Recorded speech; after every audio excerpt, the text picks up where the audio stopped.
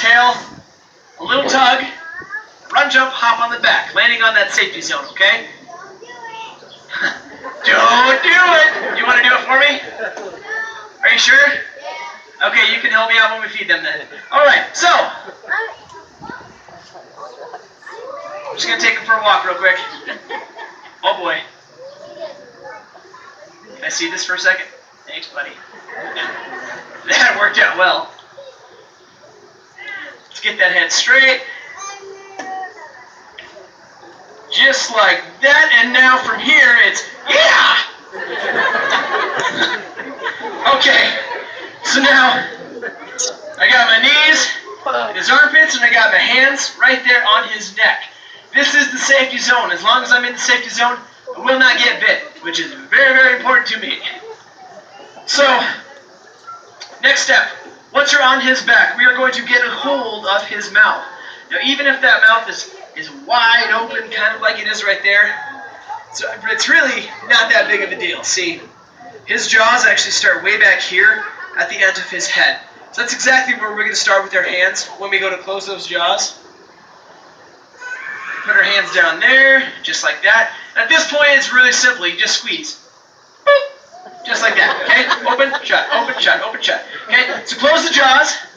Keep a really, really firm grip, because we're going to work our hands forward to the end of his mouth, and once we get there, rock back with his head, and then hold it there in that position. This position, it doesn't hurt these animals whatsoever. It just limits their movement a little bit more and makes it so they can't twist and roll out from underneath of us. It would be a bad thing if that happened. So, let's say we had to move him to a new enclosure. Let's say we had to check his health, do a medical check of some sort. This is exactly what we would do. I would get him in this position right here, and then another trainer, maybe Connor or someone like that, would come around front and then tape his mouth shut. Now tape, it is strong enough to hold his mouth shut as well. Just a couple times around, believe it or not, is all it really takes. There's a lot of movement going around, guys. So, these animals, these crocodilians, are going to spend just about all of their lives in or around the water. So they have a number of adaptations that make that sort of lifestyle really easy for them. The first adaptation that they have is on the inside of his mouth. Now, try to take a look. Try to take a look down his throat. Can you guys see down his... What are you doing? Go in the water!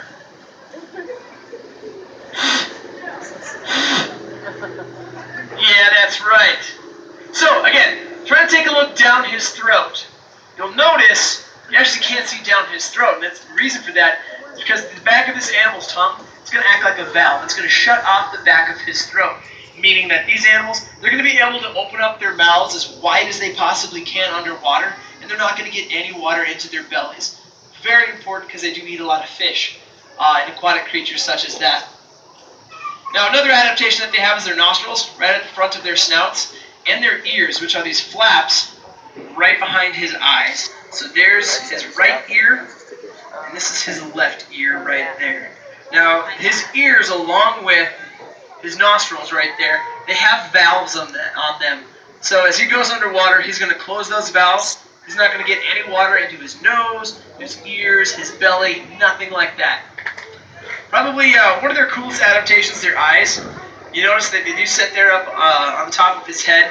Again, good hunting adaptation, but it does put him in kind of a dangerous spot. So they are retractable, which means that they go back inside of his skull, believe it or not. And when they're there, they're going to be protected by this really heavy bony ridge that runs along the center there. As he opens up his eyes, you're going to see another adaptation that he has. And what it is, it's a secondary eyelid. It's known as a nictitating membrane. What it is, it's a clear membrane, and it acts like a pair of built-in diving goggles, so these guys can see underwater. Yeah, you better stay in the water, fish stick. Alright, so, now, most important part about getting on a gator's back is then knowing how to get off of that gator's back. Huh. Seems like the buffet line is getting a little restless up there. Alright, So again, most important part about gator wrestling, once you get on his back, is knowing how to get off his back. So we were taught a 3-step process out here. First step, close animal's eyes. We don't want him to see what we're doing. Second step. Hey, what are you doing? Go back in the water, fish stick. Out of every place in this arena, you chose right there to lay down. Okay then. So, again, first step, close animal's eyes. Second step, gently push his head down just a little. Back up, really? Boom. Yep, scared him. All right, so